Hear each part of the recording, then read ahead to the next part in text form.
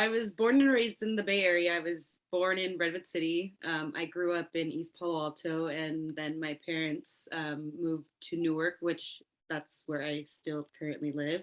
Okay. Um, I am the youngest of three. My sisters are both 10 and 11 years older than me, so we have a pretty good age difference. And my parents actually immigrated here when my oldest sister was one. As a first generation Mexican American, it's interesting now learning and healing from generational trauma that our parents brought down. But working all together, getting everybody right and situated with that is also one of my goals with this. But other than that, I mean, I've been in Newark pretty much my whole life since I was 12, 13 years old. So I'm still here. I became a licensed esthetician at 21, moved to LA soon afterwards to learn a little bit more about beauty and makeup, Hmm. and moved back home and started just doing eyebrows full time until I opened my own brow business in 2019, I believe. And I had that going up until COVID, Right. which actually gave me the time to spend on becoming a life coach and becoming a Reiki practitioner, and really spending that time focusing on that portion of my life, which was a very prominent thing that I had set as a goal, but didn't really know exactly how I was going to accomplish it. So it actually, COVID in that Like it sense, pushed was you. in my favor. Yeah. Yeah.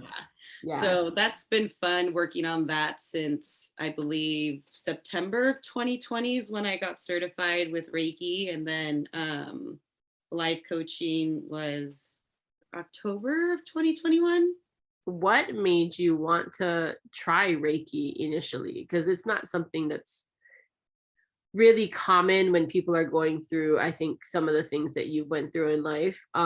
So maybe take us back to the first time you reached out and what was that experience like and what made you want to give a different way, a different healing approach a try?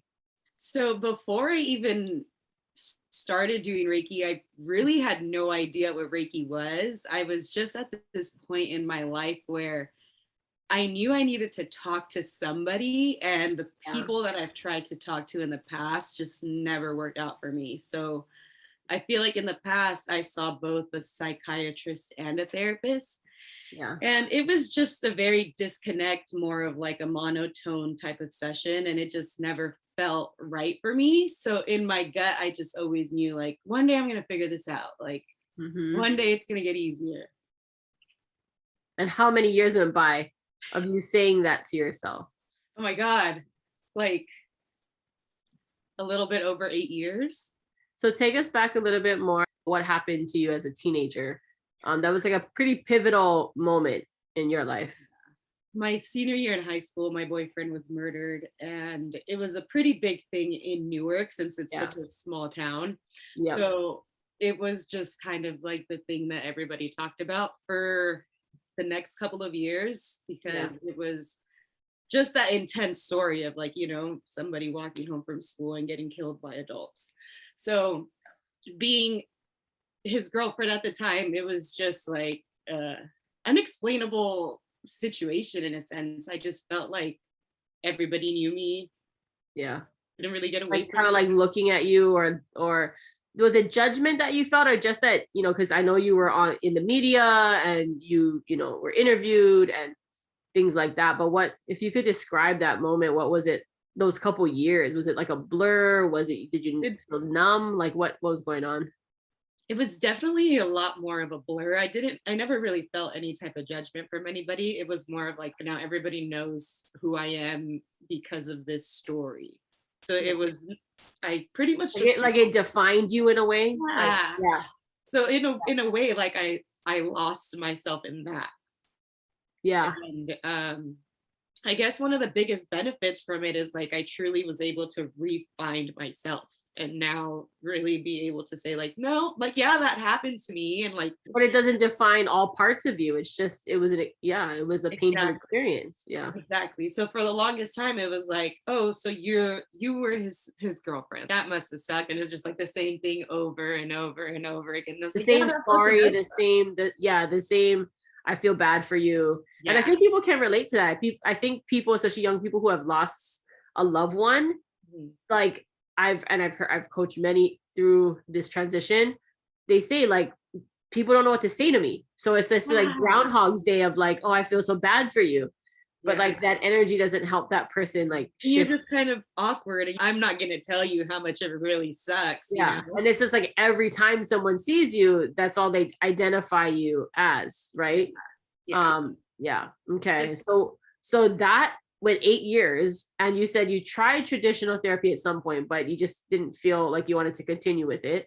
Yeah, no. And then, like after Justice had died, Mm-hmm. I had just gotten so depressed to the point where like majority of those years are black, like I just was just walking by and speeding through. And then on top of that, I had to go through like 5 years of trials and, going through court and reliving that. And really like, I Yeah. didn't stop. I think the last person was arrested when I lived in LA. So that was no, not when yeah. So I want to say when I was oh, like 24, and I met you when I was, oh my God, I'm 29 now. I met you 4 years ago. So 25, like a year before I met you. And That's when the trials wrapped up. that's Yeah. when the trials had wrapped up. So from when he died until a year before I met you, which that is like a 7-year total period of Yeah. dealing with it and going to almost every trial Yeah. Yeah. and wanting to It's just almost like that experience is getting dragged out because you have yeah. to the same story, and you want to find, you want to find justice for in what had happened to Justice. So what made you go, okay, I'm gonna go see this girl who does this Reiki coaching thing, and I think I'm ready now, or I'm gonna give it a shot. Honestly, it was kind of weird because I didn't know who and what I was going to seek, and I just remember telling myself like I'm a time bomb that's about to burst. Like I need to find something. I need to let this out. I need to talk to somebody about it. Yeah, because even then, like I never really talked to anybody prior, like family or anything. So it Yeah. was just like, well, like I need to get Yeah. all of this out of here. Yeah. And my sister actually found you on Yelp. Mm-hmm. And she was like, I don't know why, but I feel like you two would like totally hit it off. Like she had an idea of like how depressed I was, but not any clue on like how intense Yeah. I was and like how low I was. So I just remember telling myself, all right, well, I don't like meeting new people. That scares me. Like I don't want anybody knowing who I am. And I was like reading through your website and you're like, okay, well, I'll do a 15-minute phone consultation. And I was like, no. I literally do not want to talk to anybody. Like if she can just see me without me having to call her, then Yeah. I'll do it. And I just remember texting you and I was just like, hey, can I opt I'm out? good. I'll come to the office. Yeah. Like I promise I'll be there, but like I don't want to talk to you on the phone. And you were just like, yeah, let's do it. Before seeing you, I had a really hard time doing anything by myself. Yeah. Going So it was anywhere like by yourself. Yeah. driving somewhere I've never been, traumatic. Like having to walk somewhere alone, traumatic. Having to talk to somebody I've never known before, freaking traumatic. For like 2 hours. And by the way, the session was 2 hours. Yeah. So I was just like, I'm here, I'm gonna do it. But like it was just getting there that was so intense for me, to the point where I threw up, like I threw up as right soon before as I you. saw you. Luckily not in my office, but you threw up in the bathroom at the office building. I like literally saw Britt's name. And then you walked in and you're like, so I just threw up. Hi, nice to meet you. Yeah. But prior to that, when my anxiety had gotten so bad to the point where I was like dry heaving and like wanting to throw up because I wasn't actually expressing what I needed to express. Yeah. And it was just crazy because I remember, and every time I walk into the bathroom, because it looks the same, I remember exactly how this happened every Yeah. time. Yeah. And yeah, that was the last time I threw up from my anxiety, which was crazy. Yeah. And You're much more independent now, and yeah, I can go hopefully, places by myself. You know, it's yeah. been it's been an intense couple of years, but it's Yeah. been the most rewarding thing I have ever done for myself.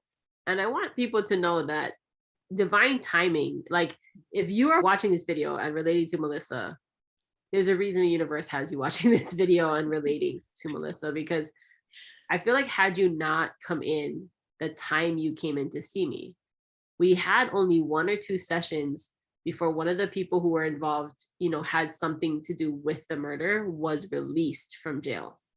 I And you think I did saw not you know this twice. person was going to be released. Yeah.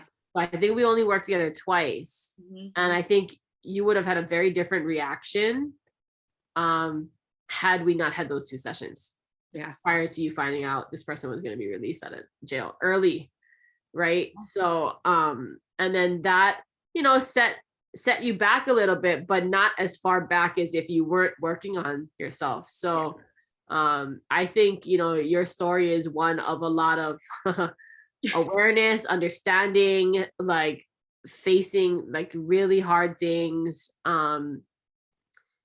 looking at it totally differently, finding forgiveness, finding place in your heart to forgive several people and yourself, for putting yourself through that for many years and not being able to kind of find your way through the muck, and then realizing I'm that powerful, Yeah.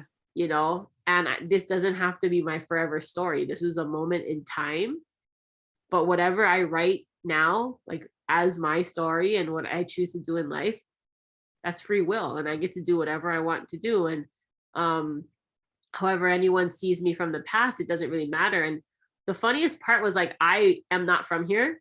So when you told me like you're in the media and all these things, I was like, oh, I was in Hawaii. So I don't know, or I had just moved from Hawaii or something like that, right?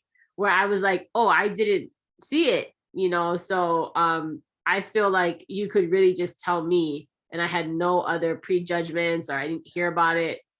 So I was just hearing it for the first time from you. And Yeah. And that was honestly like the one of the first times that somebody wasn't like, oh, that was you. right. I was like, oh, tell me the story.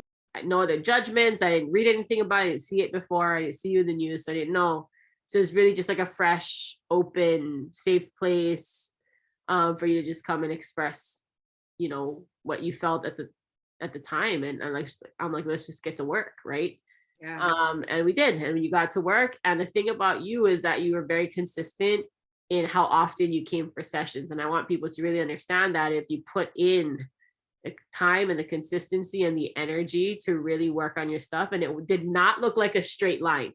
It was definitely like this, but it might have dipped from where you were last week, but it was never as low as you were from day one. So there was definitely progress, but it was not a straight line. And I think people who are learning to forgive and overcoming like deep grief and trauma and things like that, because it's like, one, to lose someone, two, for it to be so public, right? Most people lose people they love, but it's not very public.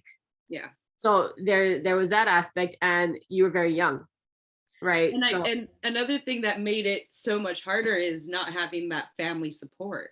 Yeah. And I think they just didn't understand like what you were living, like what was happening in your head, in your body, in your peer group, and the pressure to be, like I said, on trial and having to show up for these things, and hoping that you see something come out of these trials, but nothing was, you knew also nothing was ever going to bring him back. So it's like, you know, and as you've continued on the working on yourself, it was very organic for you to be like, this is actually really what I want to do.